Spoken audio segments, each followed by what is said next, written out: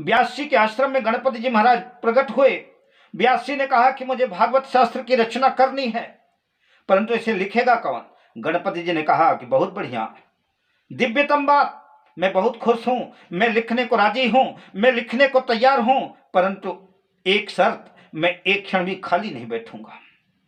गणपति जी का वाहन है चूहा। चूहे का अर्थ है उद्योग करते रहना। तो उद्योग पर जो बैठता है उसको सिद्धि और बुद्धि उसकी दासी बनती है। सतत निरंतर उद्योग करोगे तो रिद्धि सिद्धि आपकी दासी बनेगी। एक क्षण भी ईश्वर के चिंतन के बिना बैठना नहीं। प्रत्येक कार्य के प्रारंभ में गणपति की पूजा की जाती है। गणपति जी विघ्नहर्ता है। गणपति जी का पूजन करने का अर्थ है जितेंद्रिय होना। गणपति जी कहते हैं कि मैं खाली बिना काम के बैठता नहीं हूं। जो हमेशा कार्यरत रहता है उसका अमंगल नहीं होता। श्री गणपति जी बने हैं लेखक और व्यास जी बने हैं वक्ता। गणपति जी ने कहा कि मैं तो एक क्षण खाली बैठूंगा नहीं, आपको 24 घंटे कथा करनी होगी।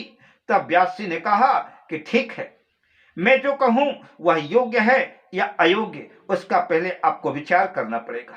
विचार पूर्वक लिखें।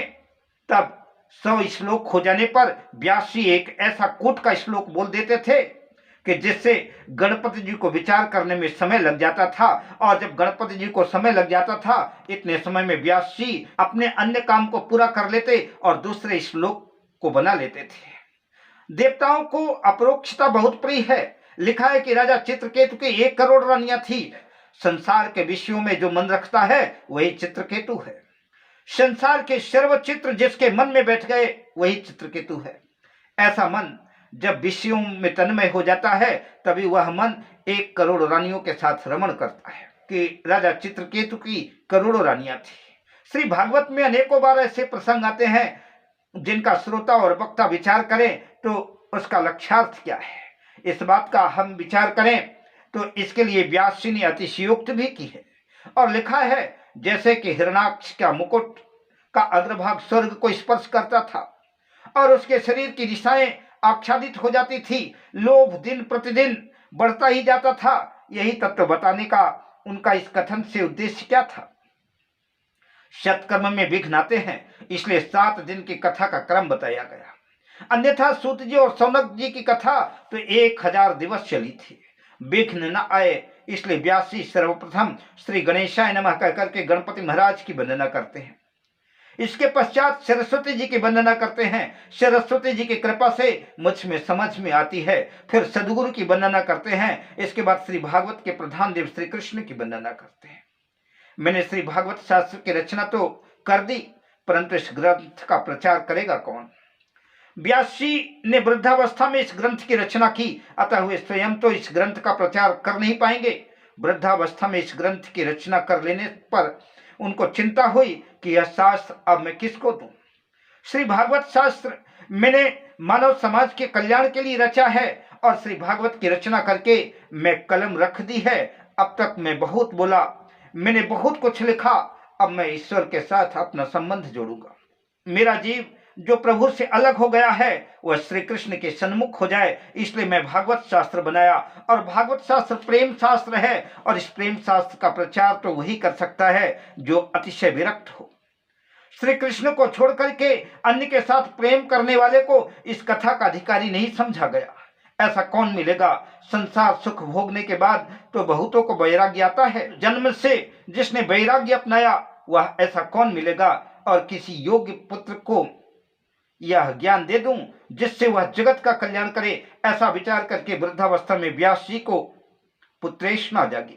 भगवान शंकर वैराग्य के स्वरूप हैं। शिव जी मुझ पर कृपा करें और यह मेरे यहाँ पुत्र रूप में अवतरित हों, तभी यह कार्य सिद्ध हो सकता है। रुद्र का जन्म है परंतु महारुद्र का जन्म नहीं है। भगवान शिव परब्रह्म है, उनका जन्म नहीं है।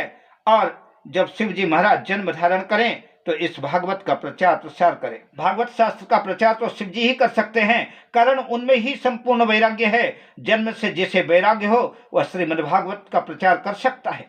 श्री सुखदेव जी महाराज को संपूर्ण वैराग्य है। व्यास जी ने श्री शंकर की आराधना की और शिव जी महाराज प्रसन्न हुए। व्यास जी से मांगा, समाधि में जो आनंद आप भोगते हैं वही आनंद जगत को देखने के लिए आप मेरे घर पुत्र के रूप में पधारिए। भगवान शंकर को तो इस संसार में आना प्रिय लगता ही नहीं। संसार में आने के बाद माया लग जाती है। कोयले की खदान में आ जाने पर हाथ पैर तो काले हुए बिना निकलना संभव ही नहीं है। बिना काले हुए आप रह ही नहीं सकते।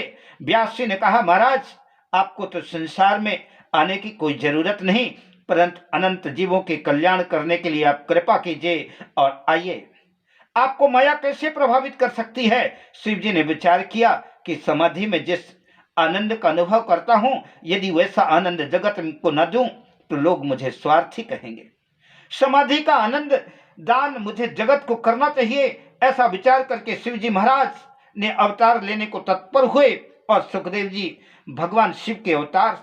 श्री सुखदेव जी को भगवान शिव का अवतार कहा जाता है। अतः वो जन्म से ही पूर्ण निर्विकार थे।